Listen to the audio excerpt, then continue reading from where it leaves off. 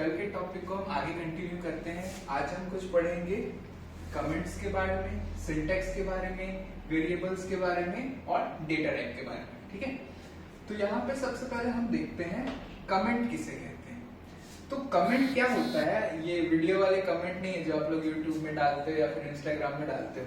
ये कमेंट क्या होता है, जैसा हमारे ये प्रोग्राम है, ठीक है, अगर हम इन फ्यूचर में कभी कोई लाइन भूल जाते हैं, दोबारा से मान लो हम लोग क्या करते हैं, उस प्रोग्राम को खोलते हैं, या फिर मान लो आप ही लोग जो सॉफ्टवेयर बनाया हो उसको किसी और को सेल किए। अब वो व्यक्ति क्या करना चाहता है, उसमें कुछ मॉडिफिकेशन करना चाहता है, ठीक है, लेकिन उसे आपके कोड के बारे में कुछ अंदाजा नहीं है, ठीक है। तो इस आपके कोड के जो लिखे हुए सिंटैक्स है, इनका आइडिया देने के लिए आप किसका यूज करते हो, कमेंट का। या फिर आप 10 दिन बाद अपना प्रोग्राम को खोल के देखना चाहते हो, तब आप वहां पे भूल जाओगे कि इसका काम क्या था, ये आपने क्या लिखा है, ये प्रोग्राम काम कैसे कर रहा है। तो इसीलिए हम यूज करते हैं कमेंट। तो कमेंट जो होता है वो दो टाइप का होता है, याद रखना, दो टाइप का होता है। एक होता है single line comment. Single line comment का मतलब क्या होता है कि जो आपका कमेंट रहेगा वो केवल एक लाइन का हो सकता है। दूसरा होता है आपका मल्टी लाइन कमेंट। इसका मतलब क्या है कि यहाँ पे जो आप कमेंट करेंगे ये एक से दो से ज्यादा लाइन के हो सकते हैं, ठीक है। तो यहाँ पे एक एग्जांपल दिखाया हूं, जैसे ये क्या है आपका, ये आपका है सिंगल लाइन कमेंट, ठीक है, ये आपका है सिंगल लाइन कमेंट। तो यहाँ पे क्या लिखा हुआ, सिंगल लाइन कमेंट के लिए हम लोग क्या कर रहे हैं, दो स्लैश का इस्तेमाल कर रहे हैं। यहाँ पे क्या लिखा है, ये कमेंट क्या लिखा हुआ है, वेरिएबल डिक्लेरेशन, मतलब ये बता रहा है कि ये वाली जो लाइन है ये क्या है, वेरिएबल को डिक्लेयर किया गया है। अब देखिए दूसरा है आपका मल्टी लाइन कमेंट। ये है आपका मल्टी लाइन कमेंट, जिसको किससे किया है, स्लैश फिर स्टार फिर स्टार फिर स्लैश, यानी आपको कमेंट को क्या करना है, इन स्लैश स्टार के बीच में आपको रखना है। ये क्या बता रहा है, देखो, वेरिएबल इनिशियलाइजेशन, मतलब इसको पढ़ने वाला व्यक्ति क्या समझ जाएगा कि हाँ, यहाँ पे वेरिएबल को डिक्लेयर किया गया है, यहाँ पे वेरिएबल को इनिशियलाइज किया गया है, ठीक। दूसरी इंपॉर्टेंट बात क्या होता है आपके कमेंट के बारे में, कि आपका पूरा प्रोग्राम तो क्या होता है, एग्जीक्यूट होगा, लेकिन कमेंट एग्जीक्यूट नहीं होगा। मतलब कि ये जो कमेंट है ये आपके प्रोग्राम में कोई फेरबदल नहीं करेंगे, बस ये केवल क्या है, पढ़ने के लिए है, ठीक। ये हो गया आपका कमेंट। फिर आते हैं अगला, सिंटैक्स। सिंटैक्स का मतलब क्या होता है, हम अपने ये जो मैंने कहा ये सब क्या लिखे हैं, सिंटैक्स लिखे हुए हैं। सिंटैक्स का मतलब क्या होता है, प्रारूप, यानी लिखने का तरीका, ठीक है। जैसे लेटर को लिखने का तरीका होता है, नोटिस को लिखने का तरीका होता है, उसी प्रकार हमारे जो कोड है उन कोड को लिखने का तरीके को हम क्या बोलते हैं, सिंटैक्स बोलते हैं, ठीक है।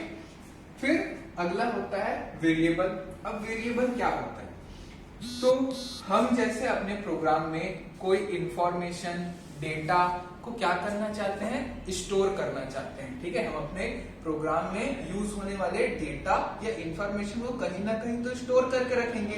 कहाँ स्टोर करके रखेंगे, मेमोरी में, ठीक है। तो हम मेमोरी में जिस स्थान में, जो पोजीशन में क्या करेंगे, आपके डेटा को स्टोर करेंगे, उसका नाम होता है वेरिएबल, ठीक है। हम उसको क्या कहेंगे, वेरिएबल, यानी आपके प्रोग्राम में जो भी वैल्यू, डेटा, इंफॉर्मेशन, वर्ड, जो कुछ भी है उससे आप स्टोर करना चाहते हैं, तो मेमोरी में जिस जगह पे स्टोर करेंगे उसको क्या बोलेंगे हम लोग, वेरिएबल, ठीक है।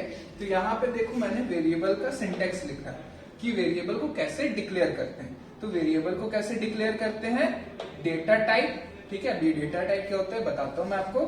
डेटा टाइप लगाना होता है, फिर आपको बस केवल क्या लिखना होता है, वेरिएबल का नाम, और फिर क्या करना होता है, सेमी कोलन, ठीक है। तो इसका एग्जांपल क्या है आपका, देखो ये आपका है, आपका वेरिएबल का डिक्लेयर का एग्जांपल।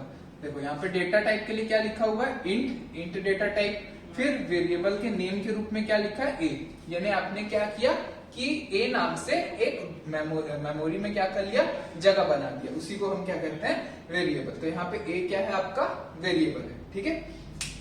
अब आते हैं डेटा टाइप के ऊपर। तो डेटा टाइप का क्या होता है, डेटा टाइप क्या होता है, ये बताता है, क्या बताता है कि आपका जो वेरिएबल है वो किस टाइप का डेटा को स्टोर कर सकता है, ठीक है। ये आपको बस क्या करता है, इंफॉर्मेशन देता है। किसको इंफॉर्मेशन देगा, कंपाइलर को क्या इंफॉर्मेशन देगा कि कौन सा डेटा यानी किस टाइप का डेटा स्टोर हो रहा है, पॉइंट वाला डेटा स्टोर हो रहा है, नेगेटिव डेटा स्टोर हो रहा है, या फिर कैरेक्टर स्टोर हो रहा है, इंटीजर स्टोर हो रहा है, फ्रैक्शन स्टोर हो रहा है, या फिर स्ट्रिंग स्टोर हो रहा है। तो किस टाइप का डेटा स्टोर हो रहा है ये बताता है आपके कंपाइलर को, ठीक है, उसी को बोलते हैं डेटा टाइप। अब यहाँ पे मैंने कुछ प्रोमिनेंट डेटा टाइप लिखे हुए हैं, ठीक है, जिनका यूज मोस्टली किया जाता है, इससे ज्यादा भी होता है, लेकिन बस आपको इतना ही पढ़ो, ये बहुत इंपॉर्टेंट है, इससे ज्यादा आप यूज होता ही नहीं, समझो, मतलब मोस्टली यूज नहीं होता इतना। तो आप पहले देखो क्या है कैर डेटा टाइप का साइज क्या होता है, 1 बाइट, ठीक है, एग्जाम्पल के लिए ABCD ये होता है कैर डेटा टाइप, ठीक है। ये वर्ड को हम कैर नहीं बोलेंगे ना, जैसे ये हेलो लिखा हुआ है, ये कैर नहीं होता, ठीक है, ये क्या होता है, स्ट्रिंग होता है। ABCDHEF ये सबको बोलते हैं कैर। तो इनका साइज क्या होता है, 1 बाइट। दूसरा होता है इंट डेटा टाइप, इसका साइज क्या होता है, 2 बाइट, यानी मेमोरी में कितना जगह लेगा, 2 बाइट। जैसे 100, 1, 2 ये सब क्या हो गया आपका इंट डेटा, नेगेटिव भी आ जाता है, पॉजिटिव भी आ जाता है इसमें। अगला होता है फ्लोट, इसका साइज क्या होता है, 4 बाइट। जैसे एग्जांपल में 49.74, फ्लोट किसके लिए इस्तेमाल किया होता है, फ्लोटिंग पॉइंट वैल्यू यानी डेसिमल वैल्यू के लिए इस्तेमाल होता है, यानी ऐसे नंबर जो डेसिमल में उसको स्टोर करना हो तो आप क्या लगाओगे, फ्लोट डेटा टाइप का इस्तेमाल करोगे। डबल क्या होता है कि फ्लोट वैल्यू जितना पॉइंट के बाद जितना डेटा स्टोर कर सकता है, ठीक है, ये डेसिमल के बाद जितना डेटा स्टोर कर सकता है, डबल क्या करेगा, उससे दुगना डेटा स्टोर कर सकता है, ठीक है, यानी ऐसे नंबर जिसमें डेसिमल वैल्यू क्या है, बहुत ज्यादा है, उसके लिए आप किसका इस्तेमाल करोगे, डबल का, ठीक है। इसका साइज क्या है, 8 बाइट, ठीक। तो यहाँ पे देखिए हमने ए लिखा है, ए आपका क्या है, वेरिएबल, और ये इंट क्या है, आपका डेटा टाइप, जो क्या बता रहा है कंपाइलर को कि ए नाम का जो वेरिएबल है वो कौन सा डेटा स्टोर कर सकता है, इंटीजर टाइप का, यानी नेगेटिव नंबर से लेकर पॉजिटिव, जो कि बिना डेसिमल में होगा, ठीक। अब यहाँ पे आपको मैं प्रोग्राम बता के दिखाया हूं। ये प्रोग्राम क्या कर रहा है कि आप वेरिएबल में एक वैल्यू स्टोर कर रहे हो और उसे प्रिंट कर रहे हो, ठीक है। वेरिएबल में क्या करो, एक वैल्यू स्टोर करो, उसे प्रिंट करो। तो यहाँ पे हमने कल तक देखा था, ये क्या है, आपके लाइब्रेरी फाइल्स हैं, ठीक। ये आपका क्या है, मेन फंक्शन, जहां से क्या होता है, प्रोग्राम एग्जीक्यूट होना स्टार्ट होता है। तो पहला लाइन क्या लिखा है, इंट ए। अभी मैंने आपको बताया इंट क्या है, डेटा टाइप, ए क्या है, वेरिएबल, यानी हमने मेमोरी में ए नाम से क्या कर लिया, एक जगह स्टोर कर लिया है, ठीक है। उसके बाद अगला क्या है, ए। तो हम यहाँ पे क्या किए, वेरिएबल में ए का वैल्यू हमने, मतलब ए नाम से वेरिएबल बनाया, उसमें हम क्या स्टोर कर रहे हैं, 10, ठीक है। तो ए इक्वल टू क्या हुआ, 10। तो ये जो वैल्यू डालना ही क्या कहलाता है, इनिशियलाइजेशन, ठीक है।